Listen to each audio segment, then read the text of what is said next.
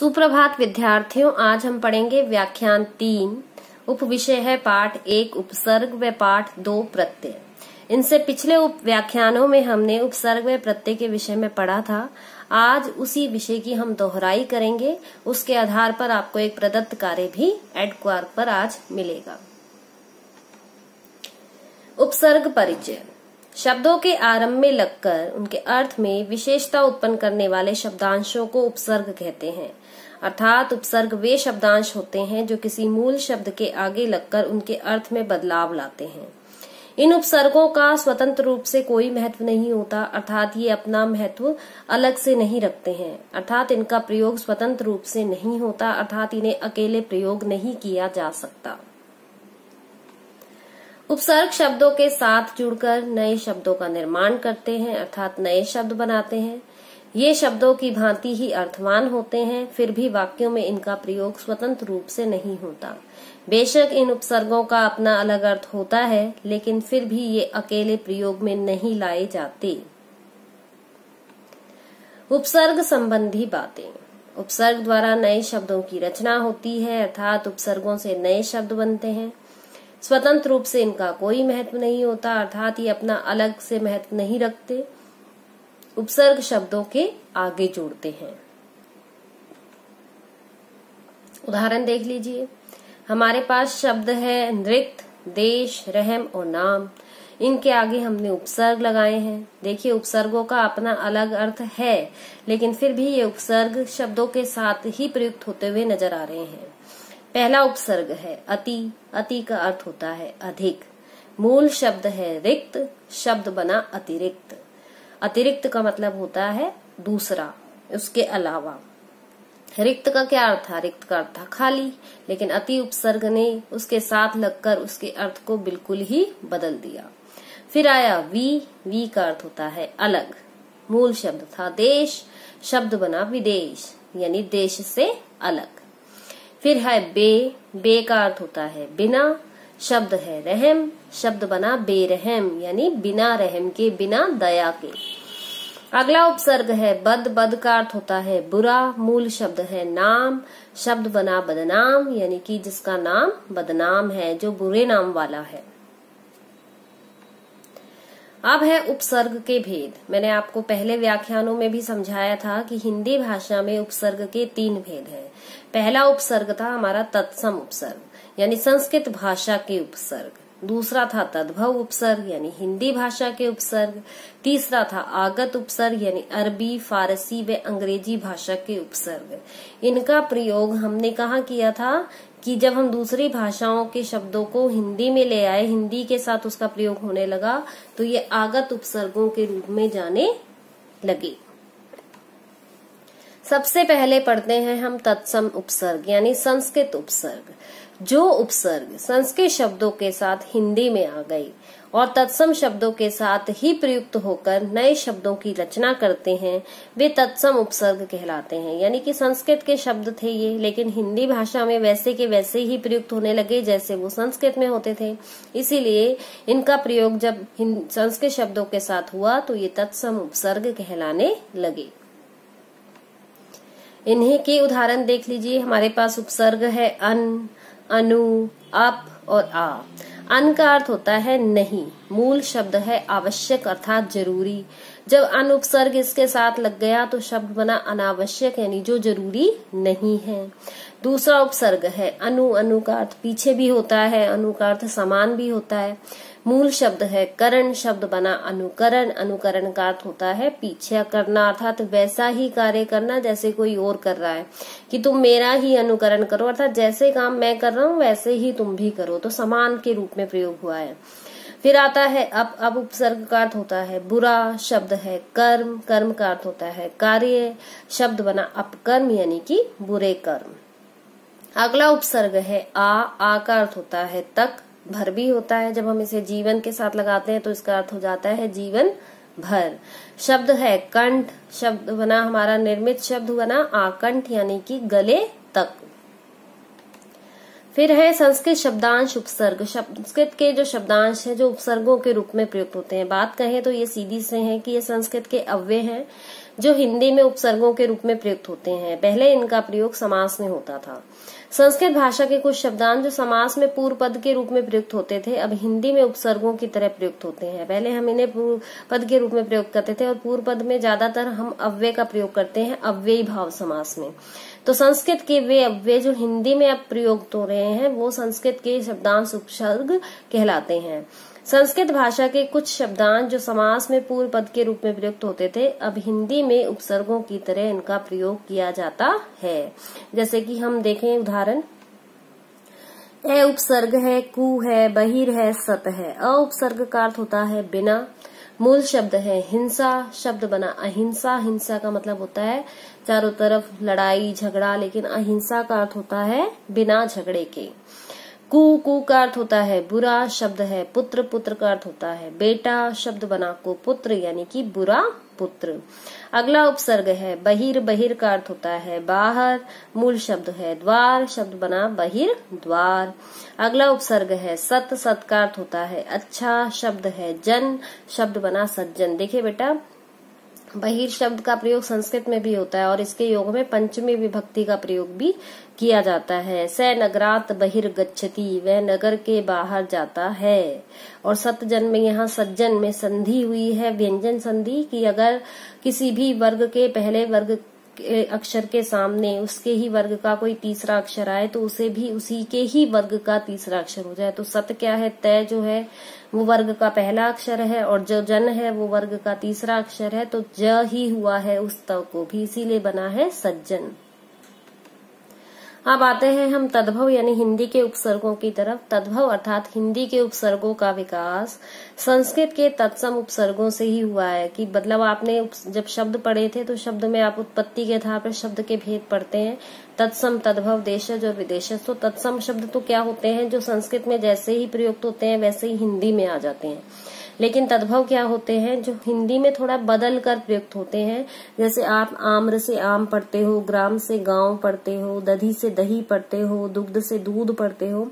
इसी तरह से उपसर्गों का भी यही हाल है कि संस्कृत के तत्सम उपसर्गों से ही इनका विकास हुआ है, लेकिन कुछ परिवर्तन के साथ हिंदी में ये प्रयुक्त हुए हैं।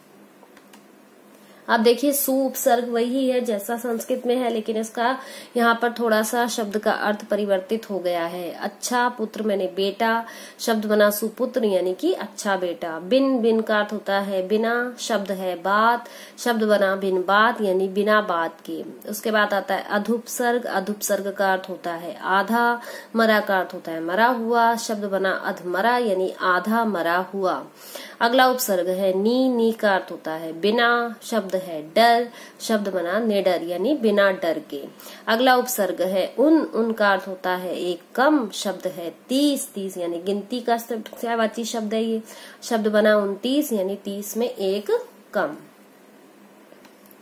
आगत उपसर्ग। हिंदी भाषा में आए हुए विदेशी भाषाओं के उपसर्ग आगत उपसर्ग कहलाते हैं। यानी कि बाहरी भाषाओं से आए हुए आगत, गत का अर्थ होता है गया हुआ, लेकिन जब आ उपसर्ग इसके आगे लगा तो बन गया आया हुआ। यानी कि जो बाहर की भाषाओं से आए हैं ऐसे उपसर्ग आगत उपसर्ग कहलाते हैं। ये विदेशी शब्दों के साथ जुड़कर नए शब्द बनाते हैं। यानी कि जिस भाषा के ये उपसर्ग हैं उन्हीं भाषाओं के शब्दों के साथ इनका प्रयोग होता है। जैसे कि हम उर्दू फारसी के उपसर्ग ले लेते हैं, हर लेते हैं, खुश लेते हैं, तो खुश के साथ हम बू शब्द का प्रयोग करेंगे, वो भी क्या है फारसी उर्दू का ही शब्द है। तो खुशबू, हर दम, दम भी है। बा उपसर्ग का प्रयोग करते हैं, बा जमा में अदब, अदब का अर्थ होता है तमीज, तो बा अदब, बा मुलायजा, बा ठीक है, बा के साथ बाकायदा। उसी तरह से हम ब उपसर्ग का प्रयोग करते हैं, बनाम करते हैं। उसके साथ ही हम अगर देखें तो हम खुश शब्द का प्रयोग करते हैं, खुश उपसर्ग होता है। खुशबू करते हैं, खुश किस्मत करते हैं, हर का करते हैं, हर दिन, हर समय। उसी तरह से हम धीरे धीरे अलग अलग भाषाओं के साथ अलग अलग शब्दों का प्रयोग करना सीखते हैं। अब हम इंग्लिश के कुछ यानी अंग्रेजी के कुछ उपसर्ग ले लेते हैं। कि हेड है, हेड का अर्थ होता है मुख्य, शब्द है मास्टर, शब्द बना हेडमास्टर। हेडमिस्ट्रेस भी होता है, हेड क्लर्क भी होता है। चीफ, चीफ का अर्थ भी मुख्य होता है। गेस्ट मैंने मेहमान, शब्द बना चीफ गेस्ट यानी मुख्य अतिथि। चीफ मिनिस्टर, ठीक है। अगला आता है सब, सब का अर्थ होता है नीचे। इंस्पेक्टर मूल शब्द है, सब शब्द बना सब इंस्पेक्टर, तो सब इंस्पेक्टर होता है छोटा, यानी कि इंस्पेक्टर से जो छोटा है। उसके बाद आता है हाफ, फिर है आधा, आधा कप, हाफ कप, ठीक है। हाफ डे कहते हैं ना, हाफ डे पर चला गया, तो आधा उसका अर्थ होता है। अब आता है कि एक से अधिक उपसर्गों से बने शब्द। हमारे पास 5 शब्द मैं आपको दिखा रही हूँ जिसमें हमने एक से अधिक उपसर्गों का प्रयोग किया है। शब्द है समाचार, सम उपसर्ग है, मैं हलंत है, उसमें आ मिल गया, आ भी एक उपसर्ग है। शब्द है चार, शब्द बना समाचार। फिर आता है व्याकरण, वी उपसर्ग है, आ उपसर्ग है, करण शब्द है। आप इस बात का ध्यान रखना कि जहां भी मात्रा, जहां भी किसी उपसर्ग में आपको ई मिलता है, जैसे कि प्रति उपसर्ग है, अधि उपसर्ग है, तो परि उपसर्ग है, तो इन उपसर्गों में अगर उनके सामने स्वर आता है तो वह ई य में परिवर्तित हो जाता है। जैसे कि वी जमा में आ जमा में करण, तो जो व में ई है उसके सामने अगर भिन्न स्वर है कोई भी, उससे भिन्न कोई भी स्वर है, तो उस ई को य हो जाए। ये आपने यण संधि में पढ़ा होगा। तो ई को य हुआ, बना व्याकरण, ठीक है। या में आ मिल गया तो बन गया व्याकरण। अगला है स्व जमा में अभी जमा में मान। देखिए यहाँ पर सु उपसर्ग का प्रयोग नहीं हुआ है, स का हुआ है। स्व संधि हुई है, स्व अभिमान यानी स्वयं पर अभिमान करना। अगर हम उस सु उपसर्ग का प्रयोग यहाँ पर करेंगे, क्योंकि उसमें भी उ को वह हो जाता है, लेकिन उसका अर्थ अच्छा होता है। लेकिन यहाँ स्व से मतलब है अपना, तो स्वयं पर अभिमान करना। फिर है परोपकार, परोपकार में भी हमने गुण संधि का प्रयोग किया है। यदि अ के पश्चात उ हो तो ए और उ मिलके ओ गुण हो जाता है, तो परोपकार। पर उपसर्ग उप उपसर्ग कार शब्द। उसी तरह से पर्यावरण, देखो फिर से ई आ गया, ई को क्या हो जाएगा य, क्योंकि सामने आ गया है स्वर, तो ई को य होगा। परिय रह हलंत हो जाएगा, रह हलंत होगा तो या उसमें मिल जाएगा, ये जो आ है, और रह जो है वो ऊपर चला जाएगा, शब्द बन जाएगा पर्यावरण। अब है हम प्रत्यय परिचय से, यानी कि पहला जो पार्ट था हमारा उपसर्ग था, कि उपसर्ग किसे कहते हैं, क्या होते हैं उपसर्ग। ऐसे उपसर्ग जो मूल शब्द के आगे लगकर उसके अर्थ में परिवर्तन करते हैं। तो अगर हम बात करें प्रत्यय की, तो प्रत्यय क्या होते हैं, शब्दों के अंत में लगकर उनके अर्थ में विशेषता या उत्पन्न करने वाले शब्दांश प्रत्यय होते हैं। फर्क इतना है कि उपसर्ग शब्दों के आगे प्रयुक्त होते हैं और प्रत्यय शब्दों के पीछे। प्रत्यय संबंधी बातें वही जैसे उपसर्गों से संबंधित बातें थी कि प्रत्यय हमेशा शब्द के अंत में लगाए जाते हैं, जबकि उपसर्ग हमेशा शब्द के आगे लगाए जाते हैं। प्रत्यय शब्दांश स्वतंत्र रूप से वाक्य में प्रयुक्त नहीं होते, ऐसे ही उपसर्ग भी प्रयुक्त नहीं होते। प्राय तत्सम शब्दों के साथ तत्सम प्रत्यय, तद्भव शब्दों के साथ तद्भव प्रत्यय और आगत शब्दों के साथ आगत प्रत्यय ही लगाए जाते हैं। जैसे कि तत्सम उपसर्ग, तद्भव उपसर्ग और आगत उपसर्ग केवल तत्सम शब्द, तद्भव शब्द और आगत शब्दों के साथ ही प्रयोग में लाए जाते हैं। अब है प्रत्यय के भेद। जैसे हमने उपसर्ग के भेद पढ़े थे, उपसर्ग के कितने भेद थे, 3 भेद थे। कौन कौन से, तत्सम, तद्भव और आगत। उसी तरह से प्रत्यय के मुख्यतः 3 भेद हैं। एक है स्तर के आधार पर यानी कि लेवल के आधार पर, दूसरा है प्रकार के आधार पर, तीसरा है प्रयोग के आधार पर। स्तर के आधार पर प्रत्यय के फिर वही 3 भेद हैं कि तत्सम प्रत्यय, तद्भव प्रत्यय और आगत प्रत्यय। प्रकार के आधार पर प्रत्यय के 5 भेद हैं। पहला है लिंग बोधक, दूसरा है स्तर बोधक, तीसरा है व्यवसाय बोधक, चौथा है विशेषण बनाने वाले प्रत्यय, पांचवा है भाववाचक संज्ञा बनाने वाले प्रत्यय। लिंग से अभिप्राय है पुल्लिंग या स्त्रीलिंग। पुल्लिंग की बात करें तो पुल्लिंग से स्त्रीलिंग बनाने में जैसे सुनार से सुनारिन, मोर से मोरनी, चोर से चोरनी।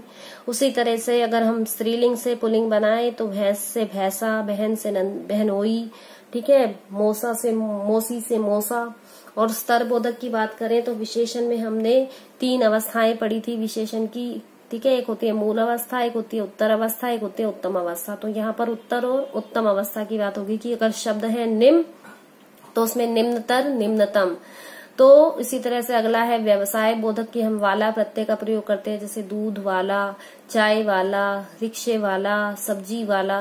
फिर आता है विशेषण बनाने वाले प्रत्यय की संज्ञा सर्वनाम या क्रिया शब्दों से विशेषण बनाना, जैसे गुलाब से गुलाबी, बुनियाद से बुनियादी।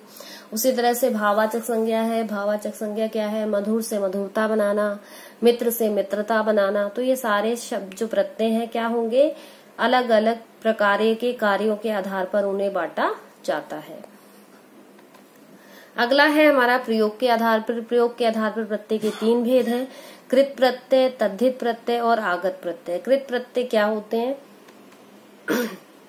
वे शब्दांश जो धातु रूप यानी क्रिया के साथ जुड़कर संज्ञा, सर्वनाम, विशेषण शब्दों का निर्माण करते हैं। यानी कि क्रिया के साथ, धातु क्या होती है? क्रिया का मूल रूप होती है, उसके साथ जुड़कर ये प्रत्यय क्रिया के साथ लगते हैं और उससे क्या बनाते हैं? संज्ञा बनाते हैं, सर्वनाम बनाते हैं, विशेषण बनाते हैं। जैसे कि कथ धातु है, कथ धातु में अगर आ प्रत्यय जोड़ दिया जाए तो शब्द बनता है कथा। लिख धातु है, लिख का अर्थ होता है लिखना, अगर इसमें हम आवट प्रत्यय का प्रयोग करते हैं तो शब्द बन जाता है लिखावट यानी भाववाचक संज्ञा। फिर आता है तद्धित प्रत्यय। वे शब्दांश जो संज्ञा, सर्वनाम और विशेषण शब्दों के अंत में लगकर नए शब्दों का निर्माण करते हैं, उन्हें हम तद्धित प्रत्यय कहते हैं। जैसे सोना जमा में आर सुनार, रंग जमा में ईला रंगीला, मधुर जमा में ता मधुरता। अब ये क्या है? उसमें तो था कि क्रिया शब्दों के पीछे प्रत्यय लगने से संज्ञा और सर्वनाम शब्द बनते हैं। ये वो शब्दांश है जो संज्ञा, सर्वनाम, विशेषण शब्द के अंत में लगकर नए शब्दों का निर्माण करते हैं, अलग से शब्द बनाते हैं। आगत प्रत्यय क्या होते हैं? वे प्रत्यय जो विदेशी भाषाओं से आकर हिंदी में प्रचलित हो गए हैं, वे आगत प्रत्यय होते हैं, जो दूसरी भाषाओं से आते हैं। जैसे जमीन जमा में दार, जमींदार, अक्ल जमा में मंद, अक्लमंद। शब्द भी वही होंगे और प्रत्यय भी उसी से जुड़े हुए होंगे। कृत प्रत्यय के 2 भेद हैं। कृत प्रत्यय के 2 भेद हैं, तत्सम यानी कि तत्सम जो संस्कृत शब्दों में लगते हैं। संस्कृत में यहाँ धातु का प्रयोग किया गया है, गम धातु। देखिए मैं हलंत है, यहाँ पर अनीय प्रत्यय है, जो मैं है हलंत है तो उसको अनीय प्रत्यय लगा है तो अ उसमें मिल जाएगा, शब्द बन जाएगा गमनीय। दृश्य धातु हो, क्री धातु हो, पट धातु हो, चल धातु हो, अगर इनके पीछे नीय प्रत्यय हमारे को दिखाई दे तो समझ जाइए कि ये अ भी इसमें मिला हुआ है, क्योंकि ये तत्सम शब्दों के साथ ही अनीय प्रत्यय का प्रयोग होता है। अगला है तद्भव। पी जमा में आज। देखिए ई आपको सामने आया, ई के बाद कोई भिन्न स्वर आया तो ई को क्या हो जाएगा? य, शब्द बन जाएगा प्यास। तद्धित प्रत्यय के भी 2 भेद हैं। अब संज्ञा शब्दों में लगता है, वो क्रिया में लगते हैं। तत्सम शब्द क्या है? नगर है, नगर में ईय प्रत्यय लगा। मैंने आपको बताया था कि अगर उसमें होता है तो तत्सम शब्द है, प्रत्यय शब्द के साथ लगेगा। अगर क्रिया के साथ लगता है तो अनीय प्रत्यय आता है, शब्द के साथ लगे तो ईय प्रत्यय आता है। नगर जमा में ईय नगरीय। तद्भव प्रत्यय है देवर जमा में आनी देवरानी। हिंदी का ही शब्द है और हिंदी का ही प्रत्यय है। अब है कि एक ही शब्द में उपसर्ग व प्रत्यय का प्रयोग। अपमानित, प्रदर्शनी, अभिमानी, सम्मानित और दुर्बलता। मान लीजिए हमारे पास शब्द है अपमानित। अपमानित में हमारे पास उपसर्ग है अप, शब्द है मान, प्रत्यय है इत। प्रदर्शनी में प्र उपसर्ग है, दर्शन शब्द है, ई प्रत्यय है। अभिमानी में अभि उपसर्ग है, मान शब्द है, ई प्रत्यय है। सम्मानित में सम उपसर्ग है, मान शब्द है, इत प्रत्यय है। दुर्बलता में दुर उपसर्ग है, बल शब्द है, इत्ता प्रत्यय है। देखिए बेटा, यहाँ पर मान अगर शब्द के रूप में प्रयुक्त हुआ है तो इसके आगे उपसर्ग लगेगा, लेकिन अगर इसका प्रयोग प्रत्यय के रूप में होता है कि मान प्रत्यय से 2 शब्द बनाइए तो आप वहां पर उपसर्ग नहीं लगा सकते, क्योंकि उपसर्ग और प्रत्यय मिलकर किसी भी नए शब्द का निर्माण नहीं करते हैं। वे केवल शब्दों के आगे या पीछे लगकर ही नए शब्द का निर्माण करते हैं। अगर मान प्रत्यय के रूप में प्रयुक्त हुआ है तो उसके आगे हमें शब्द जोड़ना होगा। जैसे श्री जमा में मान श्रीमान, शक्ति जमा में मान शक्तिमान, बुद्धि जमा में मान बुद्धिमान। अब एक ही शब्द में 2 प्रत्ययों का प्रयोग। सामाजिक, समाज जमा में इक जमा में ता। देखिए एक प्रत्यय को लेकर भी मैंने आपको एक बात बताई थी कि अगर शब्द में अ है, जो मूल शब्द है उसके पहले वाले अक्षर में यदि अ है तो इक प्रत्यय जुड़ने पर उस अ को आ हो जाता है, यदि उ है तो औ हो जाता है, और यदि ई है तो उसको आई हो जाता है। जैसे समाज में स में अ है तो सा हो जाएगा, सामाजिकता। मौलिकता, मूल शब्द है, उ आया, उ को औ हो जाएगा, मौलिकता। बनावटी में बन जमा में आवट जमा में ई, 2 प्रत्यय हैं, आवट और ई। मूर्खता पूर्ण में भी 2 प्रत्यय हैं, ता और पूर्ण, मूर्ख शब्द है। चौकीदारी में भी 2 शब्द प्रत्यय हैं, चौकी शब्द है, दार और ई प्रत्यय है। अब स्मरणीय बिंदुओं पर ध्यान देते हैं, एक बार दोबारा से दोहराई कर लेते हैं दोनों पाठों की, कि उपसर्ग और प्रत्यय शब्द नहीं शब्दांश होते हैं। वे वाक्य में स्वतंत्र रूप से प्रयोग नहीं किए जा सकते हैं। ये किसी शब्द के साथ जुड़कर ही अपने अर्थ को प्रकट कर पाते हैं। हिंदी भाषा में उपसर्ग व प्रत्यय के मेल से अनेक शब्दों की रचना होती है। शब्दों की तरह ही इनका भी अर्थ होता है। आगे देखिए बेटा, जो आपकी कल कक्षा परीक्षा हुई थी, उस कक्षा परीक्षा में आपने जो प्रश्न आपके सामने आए थे उनकी एक बार हम चर्चा कर लेते हैं। कि रस्सी कच्चे धागे की खींच रही मैं नाव, जाने कब सुन मेरी पुकार, करें देव भव सागर पार। पानी टपके कच्चे सकोरे, व्यर्थ प्रयास हो रहे मेरे, जी में उठती रह रहे हूँ, घर जाने की चाह है घेरे। ये काव्यांश आपके पास आया था, उसमें प्रश्न थे कि कच्चे धागे की रस्सी तथा नाव क्या है। कच्चे धागे की रस्सी हमारी सांसें हैं तथा नाव हमारा जीवन है। कवित्री के कौन से प्रयास व्यर्थ हो रहे थे? जो मोहमाया और दिखावों से भरे हुए थे। रह रह में कौन सा अलंकार है? रह रह में पुनरुक्ति प्रकाश अलंकार है। इस वाक में कौन सा रस है? इस वाक में भक्ति रस है। कवित्री कौन से घर जाना चाहती है? कवित्री ईश्वर के घर जाना चाहती है। दूसरा प्रश्न था कि बंद द्वार के साकल खोलने का कवित्री ने क्या उपाय बताया है? कि अपनी इंद्रियों को नियंत्रण में रखना और संभावी बनने का। मांझी और उतराई दोनों किसके प्रतीक हैं? मांझी ईश्वर का प्रतीक है और उतराई हमारे सदकर्मों का प्रतीक है। ईश्वर प्राप्ति में कैसे प्रयास सहायक सिद्ध नहीं होते? जो मोह माया दिखावों से भरे हुए होते हैं।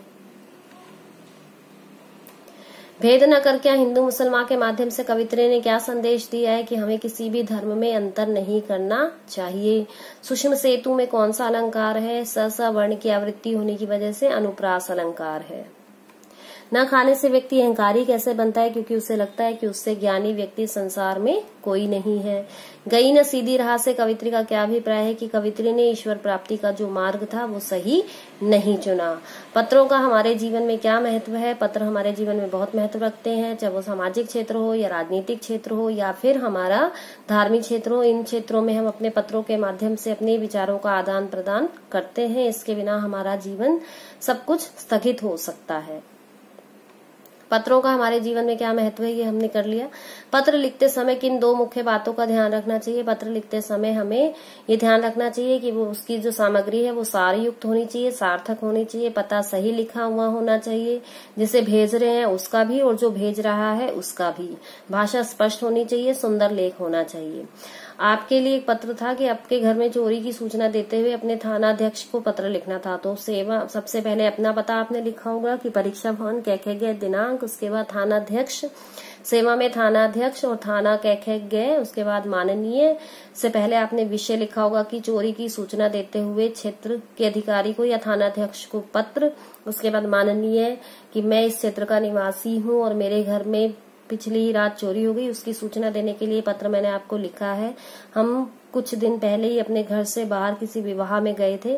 जब वहां से वापस लौटे तो घर का सारा जो सामान था वो बिखरा हुआ पड़ा था।